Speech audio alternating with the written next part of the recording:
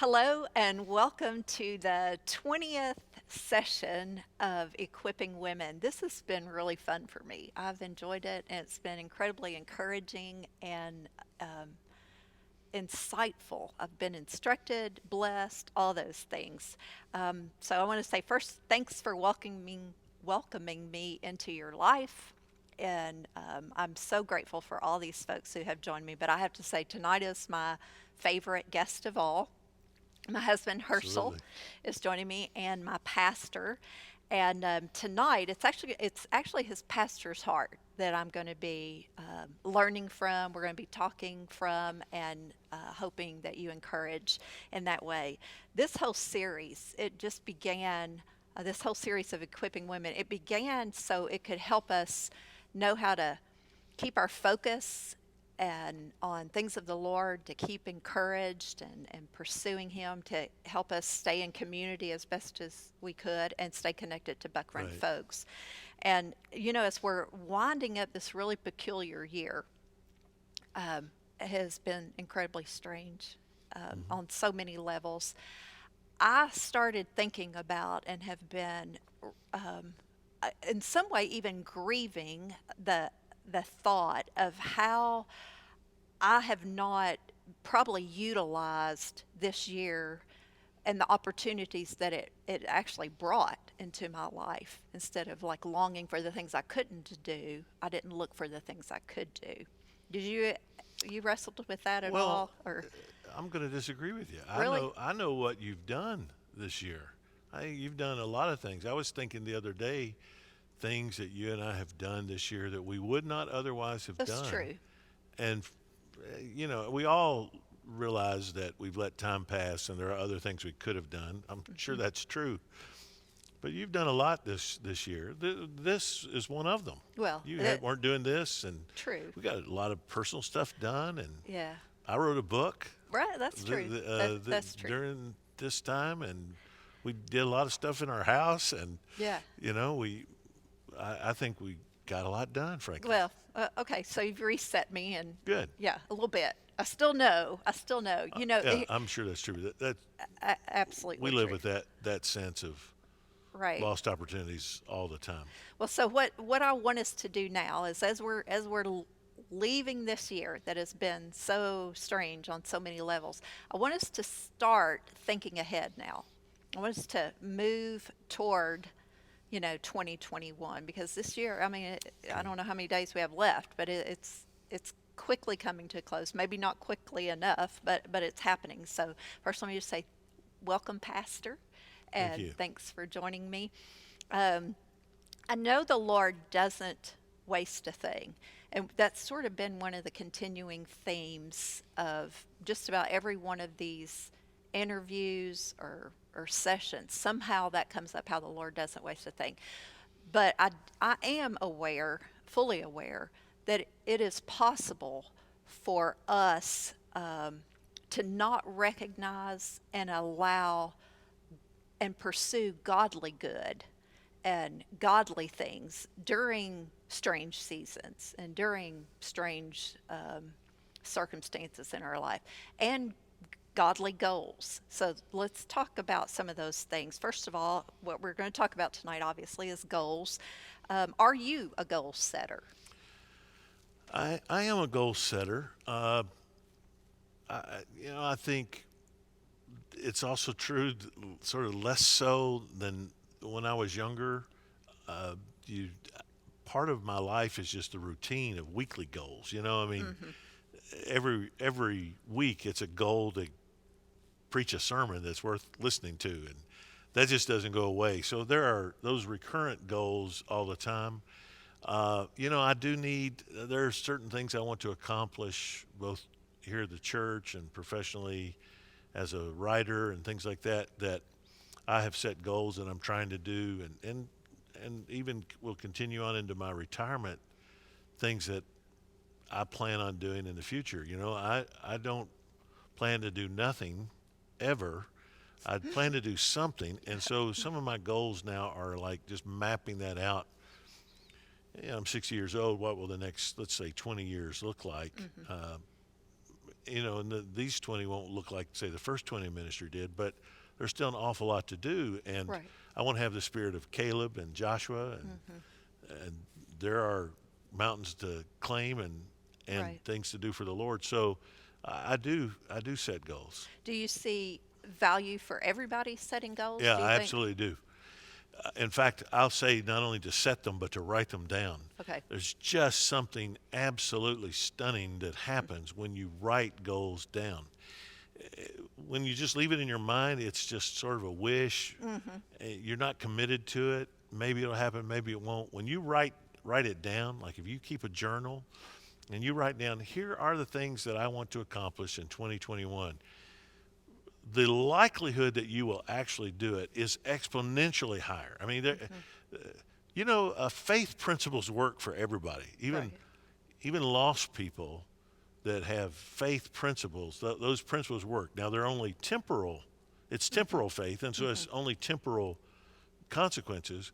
Where we have eternal faith and eternal consequences, but faith principles work for everybody, and everyone can benefit from setting goals and having faith to do things. No one more than a Christian, because we understand how it is subsumed in the greater picture of the Lordship of Christ in our life. So if you will set a goal, write it down. Here's what I want to do. Here are the steps that I must take in order for it to happen. Like, in writing a book, whatever research I need to do, what I need to familiarize myself with, sketching out an outline, writing a first chapter, all those things are steps to getting it done. And when you break down your goal into these doable parts, it's just so much more likely you're going to do it. So I think everyone should be a goal setter, and I think you should write them down. Yeah, well, you already took us there. I was going to come around at the end and sort of pull that up and look at some practical tools to help us in our goal setting, things that worked. I remember when I was teaching a Sunday school class, and now this seems like forever ago, but we, in November of every year, I don't know if you remember this, I would teach a Sunday school lesson basically on, goal setting kind of thing, how to strategize godly growth in your life, godly pursuits, and all those things. And we would, I would do everything from spiritual goals, emotional goals, social goals, physical goals, whatever. And then I had the ladies fill them out. They turned them in a sealed envelope and gave them to me. And then halfway through the year, I'd send them, a checkup like, how's it going, gals? Stay on task. And then November, the next, the full year following, I would give them back their sheet. And, not every goal was realized, but many of the goals, That's right. simply because they wrote it down. Yeah. So let's talk about those practical things. Writing it down, like accountability is. Yeah. I will say there are some goals that are very personal. Yes. That's you're not one gonna of the share- reasons why I sealed it. Yeah. I didn't really want to know their goals unless they wanted That's me right. to And only with strategically know them. certain accountability partners, whatever. But you've got to be balanced with the goal. You want to write it down. You want to have it. You want to pray over it. Is this the goal that God wants me to have? Is my desire here to bring glory to Christ rather than self? Is this going to make me a better vessel for the Lord's use? I mean, those are the reasons you set these goals. But frankly, for most of us, we're not setting a goal to do something that is beyond us as much as we are setting a goal to do something that really is within what God has given us. And Right. our problem is we're not fulfilling the capabilities that we have and the treasures that God has given us. So I do think that if you will write it down and pray over it, you might share it. There are certain things that to hold yourself accountable. When I was writing that commentary in 1 Corinthians this year, I had to tell you, I'm here, I've got this much more to do, I'm cranking it out. Man, it was helpful for you to know, here are my deadlines, here's Mm-hmm. what I've got to do, and you were so very encouraging. And it's great if you have somebody encouraging you like that, to say you can do it, come on, Mm-hmm. Yeah. stick with it, Right. and to share it with an accountability partner is a great thing. Well, how about you talked about having steps to do it. Hmm. Let's talk about that.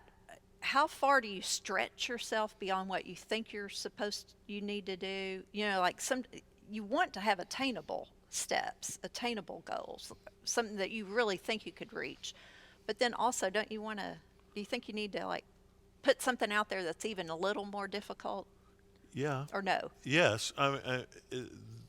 There are sometimes, goals are doing the things that you need to do that you hate to do. Oh, Right. right. I mean, Oh, yeah. that's a Right. legitimate goal. And then there Mm-hmm. are the things that push you beyond what you have done before. And you've got to have the right balance of those in your life. Both things are needed. Both things are good. What are the things that maybe the dream God has put in your heart? You can do this, Mm-hmm.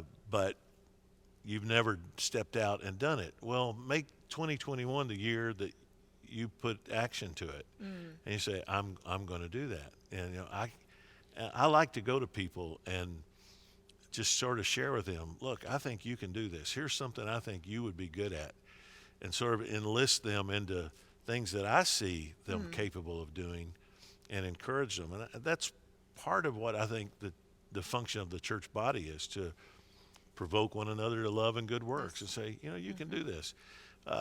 There are young ladies in our church that I really want to encourage to take some seminary classes, and Mm-hmm. there are some that are doing exactly that Mm-hmm. right now, that I'm glad to say. And Mm-hmm. just I would Young encourage, ladies or older ladies. or older ladies. Yeah, That's right. right. The age is not the thing. Yeah. If you've always wanted to do it, Mm-hmm. you have a heart to do it. Make this the year you finally put action to it. Mm-hmm.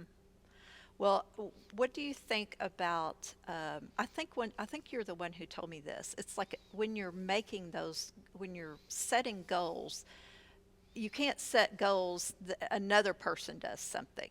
That it's Yeah, that's your right.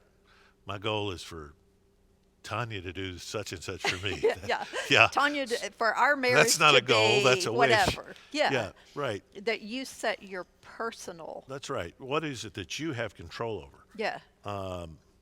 I have control over my attitudes, my actions, my deeds. And so, what are goals that, you know, I've said this many times to the church, like, we're right now choosing the kind of old people we're going to be. Mm-hmm. And I just don't want to become the cranky old guy. And so a definite goal of mine is to be kinder and gentler.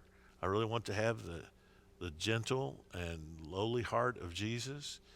As I age, I want to be sweeter, kinder, more encouraging. I want to be, Fun. that's right. And I want to be the guy that takes burdens off of people instead Uh-huh. of the guy that puts burdens on them. Mm-hmm. And, you know, I don't want to be the guy that's like always looking for the gotcha. Oh, you messed up. And, Mm-hmm. find people that are hurting and alleviate the burden, and make specific goals about that. How can I encourage other people? What are the things that God's put in my heart to do? How many notes a week? Like, Mm. what if you wrote 2 or 3 handwritten notes a week to people, just to encourage them? Over the course of a year, look how many lives you've touched, and Right. how much good that does. And in an age of email and text, Text, a handwritten note, Facebook. it just Yeah, means so much. Someone it took the does. time to do that. It means the world to me. I get cards and letters from folks Well, in and our you church. send them. I see you send them, and it's always precious to me when I watch you walk the envelope. It's almost ceremonial.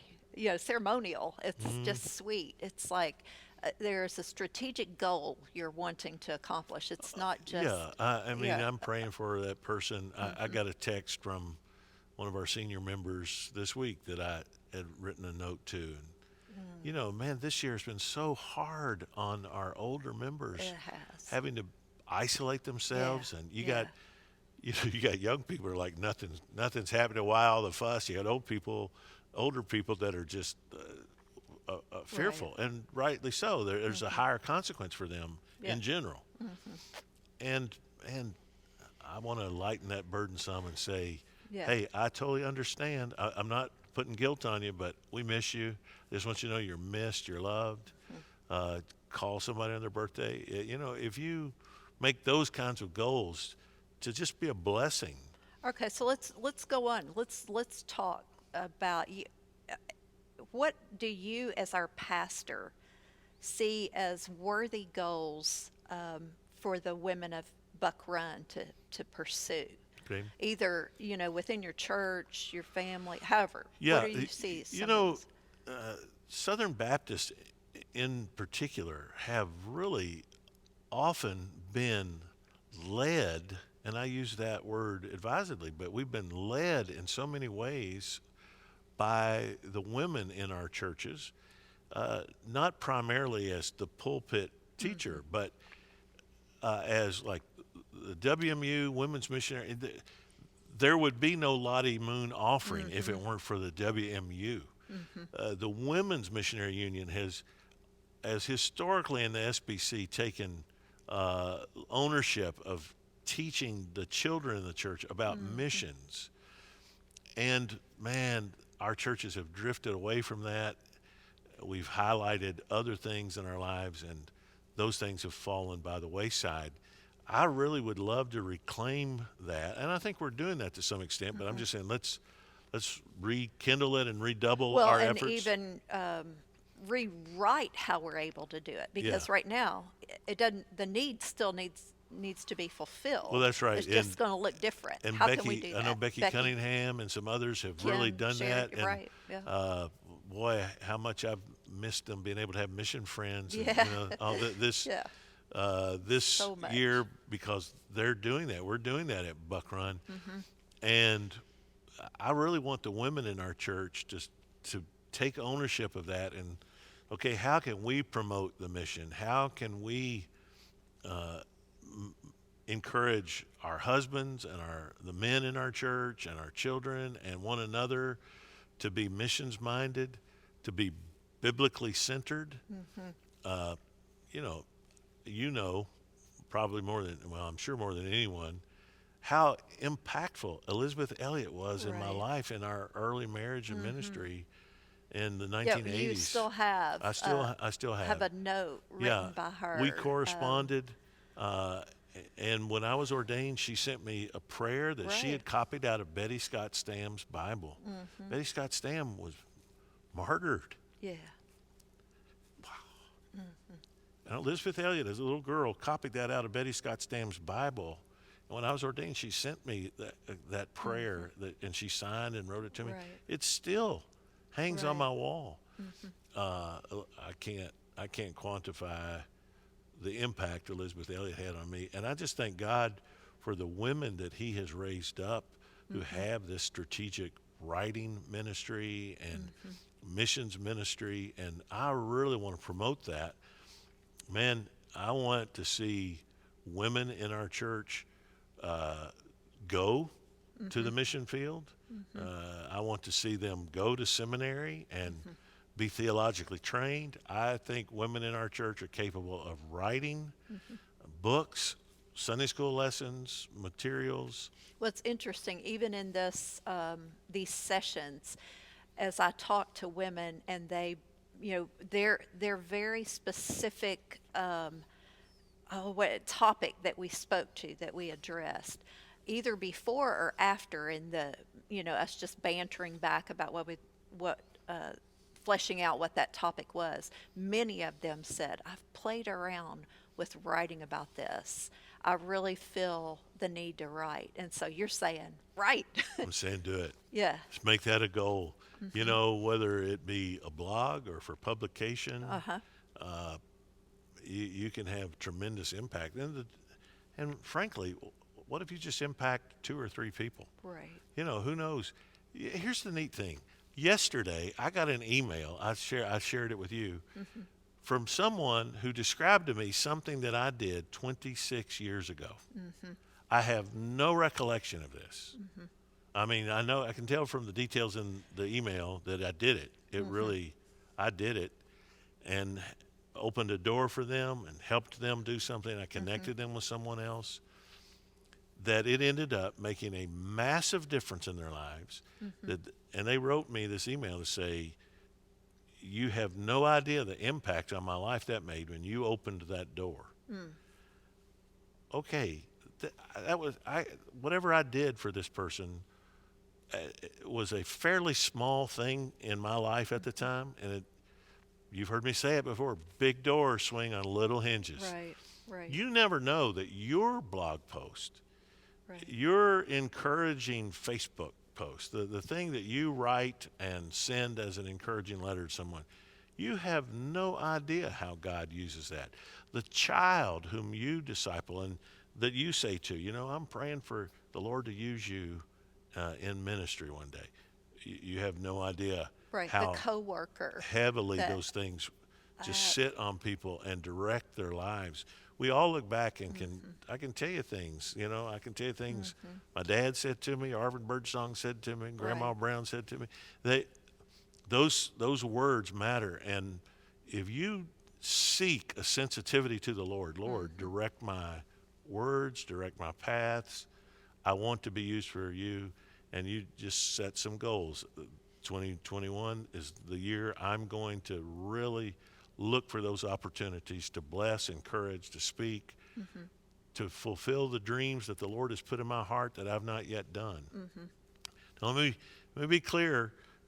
It's you said it very well. Your goal isn't that somebody else should do something for you. Right. I get Right. I get people come to me all the time and say, the Lord has led told me for you to let me do such and such. Right. I'm like, okay, now, I don't know. This is something the Lord lays on your heart that you do. You put into action and you make it happen, and it's dependent on your obedience and discipline. And I think the Lord will use that.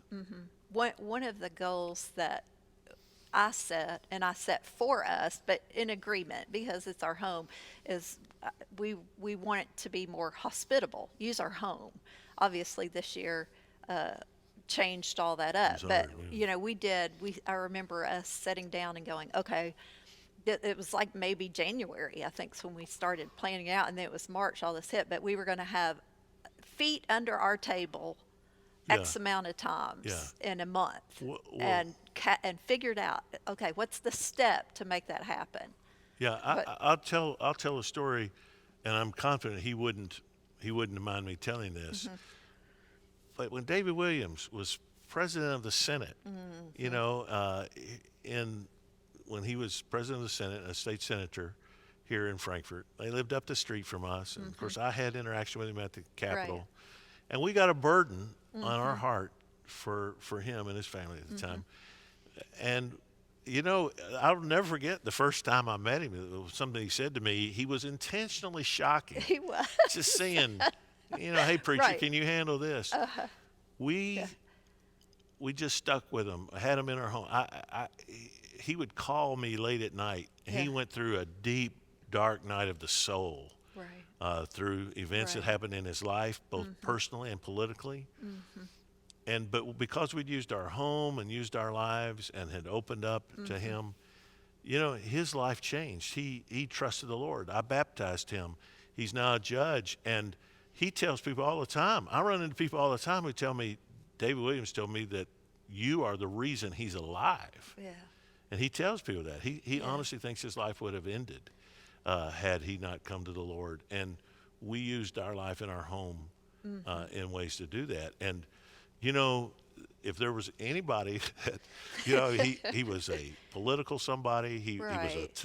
sort of tough pit bull kind of a guy. Pit bull. And, you've got to really be Yeah. willing to put yourself out there. Right. But the Lord uses it. Right. But it has to, you've got to put the desire into action. You've got to go from aspirational value to actual value. Oh, I'm going to do this. Right. Well, and I remember, like, even knowing this was our goal, and I hope this doesn't expose it way too much, but this is humanity, who we are. But there would be times that in living out that goal, you're just like, oh, this is costing more than I thought. Like there are investments, not necessarily David, but there are investments that you and I have said, here's the goal we've got. Let's Yeah, pay into it, put into that discipleship's account. messy. It It's is. messy. And I always think of it this way. Jesus said, unless a grain of wheat falls into the earth and Guys. dies, it remains alone. Right. Right. But if it dies, it produces Right. 30-fold, 30-fold, Right. 60-fold, 100-fold. And that's the thing. If you want to remain alone, then you won't die to self. You'll make your aloneness and your own little sanctuary the goal, but you'll be alone. But if you want to impact people, you're going to have to get your hands dirty. Your life's going to be messy. You're going to have to invite people in. Cost You're going to you get time. those late night phone Cost you, calls, yes, right. all those things because Cost you heart, just ache of heart, yeah, it on, does. on me. But man, to be able to celebrate in the graces, even the tiny graces, you and I've got to see that. Okay, so any other goals you would add?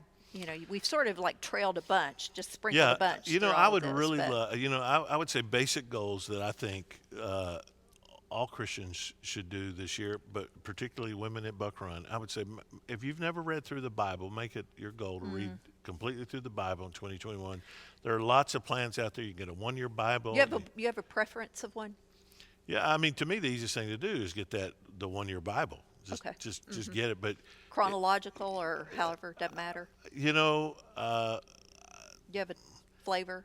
Just you know, curious. I'm sort of a book by book guy, but I don't want to make too much of that. Yeah, You know, I'm you get- chronological, so I thought, yeah. I'm aware. uh, I just, Yeah. it's not convictional, but I just say Right. there's a reason it's arranged that way in the Bible. It's not chronological. But, but read it. Yes. Read Yeah. it and get the sweep of what's going on in the Bible. And I would say, I really want to encourage, I'd love lots of women at Buck Run to just take an online class at Southern Seminary. Now again, we're doing a lot of teaching here, and you're going to get a lot of the same stuff. But there's something about going, online in an academic setting and taking Stretches you some. tests and all that. Absolutely. It's forcing you to study. You don't put it off because you know that Right. little quiz is coming or whatever, or you're told you've got to read these books. I would love to see. There's no reason why 20 women at Buck Run shouldn't be enrolled in seminary at any point. And I just think it will greatly equip our women. I mean, it's my goal as pastor just to see a church that's equipped, and we do, I think, a great job equipping people here.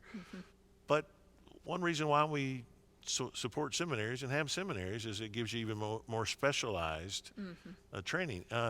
There might be some women that would like to learn Greek. I would, and your pastor could be a ready tutor, if you got Show questions. enough, But right. Yeah. you could take a beginning Greek class and learn enough Greek to use tools and stuff. You don't have to be totally proficient in it. You learn the alphabet and how to look up words, and that gives you a way to use a concordance better and Bible dictionaries and things like that. It will just enrich Yeah, your own study study. to show yourself a workman Yeah. approved. So And what's the next step for you? People are at different levels. Okay, what do you need to do in 2021 to move up a level or two? that's good. Ask yourself that Right, question. that's good. And don't say, "Well, I'm not where she is." That's not the standard. Where can you be a year from now? Right. And make that a definite goal. I'm going to grow in the Word. The other thing I would say is in prayer. I'm just all the time convicted at our own prayerlessness, my own prayerlessness. Sometimes prayer is more perfunctory, and we need to learn how to just really talk intimately with the Lord. Keep a prayer journal. What are the things you're praying for? What are you asking God to do? One reason why we feel like we don't see more answered prayers because A, we're not asking, and B, we're not keeping up with the answers. Right. When He does answer. So learn to be regular in your prayer. you know, that's how you show love. Time. You spend time with someone, and that's no different with the Lord. You need to spend time with the Lord. So if you need to get up 30 minutes earlier in the morning, or go to bed 30 30 minutes minutes, later, right. whatever, you do it. But carve out that time for the Lord and make that a definite goal. Well, I know this year we've had the Who's Your One. And so I'm going to let you close out on this one because I know your heart is the gospel and that people replicate the changed life that they've had, help introduce that into somebody else's life. And so obvious, you and I talk about this, that has to be a goal of ours. You have a good, I guess, a starting point to help people sort of go, here's how you can set this goal. Well, you just ask yourself, who has God put in my life? This is what you see in the scriptures. It's relational, and who is in your life that you either already have a relationship with or can build a relationship with in order to reach them with the gospel. And it can be someone who's a close friend, or it can be the guy that, like we live near the soup kitchen, and there are guys out on the street every day. I mean, that we see. But this is someone God's brought into your life. Ask the Lord to give you a burden for that person or persons, and then to give you the opportunity to share the gospel with them, and hold yourself accountable to actually share the gospel with them sometime in the next few months. We meet on Wednesday nights, the Zoom class with the ministry wives here. And one of the things that we've really been doing is at least if you don't get the opportunity to share with somebody, you practice sharing with somebody. So like I could practice with you sharing the gospel, what that may look like. And so it gets you more in the rhythm. And that, if nothing else, make that a goal. Yeah. To get in the familiar with saying the gospel, speaking what that looks like. We need to put a link here to the little three circles. The three app. circles, exactly. You can get that app on your phone, and it's just a great way to share the gospel with someone. We'll tag that on. That's actually one of them that I said with the ladies, and then I did. You saw that where I posted on Facebook, like a gospel sharing conversation, and from just doing that, 2 people private messaged me, and wow, that's given me a lot to think about and chew on. We just have no idea, and so there's a bunch of goals. God's always at work. He is. And if we will just ask Him to lead us, He'll lead us in those things and give us opportunities and abilities even that we had no idea we had or had access to. Well, one of my favorite ways to do is to celebrate when a goal's been reached, and it just feels great to go. It does. We did it. Whether it's like one of our goals was learn how to communicate better and without anxiousness, and like a legit goal of ours. We're going, we got to do this better. It doesn't, it doesn't come naturally. Both you and I are very intense, passionate people, and so meaning we fight to the death. And so it happens. So the throwing a party and celebrating, we did that well, or that goal, that feels so good to have it. So I am looking forward to talking with you, and I hope that you all are looking at ways that you can start setting some godly goals and look for godly good and godly growth in your life. And it really is. It has been such a pleasure getting to do these sessions, and I think it's really delightful to get to wrap this up. Let me interrupt and say 2 things. First of all, I'm so thankful for the women of Buck Run. They're we amazing. have the most incredible group of godly women here. Their strength of character, heart, we do. Focus on the things of the Lord just astounds me all the time. And I just want to say thank you. Thank you for who you are. Thank you for your love of the Lord Jesus. Thank you for your partnership in the gospel and ministry here at Buck Run. But I also want to say thank you. I'm glad you're my wife Watch it, because watch it. man, uh, Watch it, it. it'd be hard You're for just me to. glad. Just Yeah, stop. You're just glad. I'm glad you're my wife because my I'm admiration for you is delighted just to be your over the wife. top, and I love you and thank God for you and just your leadership and your care for the gospel and for the women in our church blesses me daily. Thank you. Well, my pleasure, my honor. And all right, folks, let's just live for the glory of his good name. Amen. He is worthy. And we will be looking forward to some other format. We're not sure exactly what that will be now, but stay tuned and blessings on you all. Goodbye.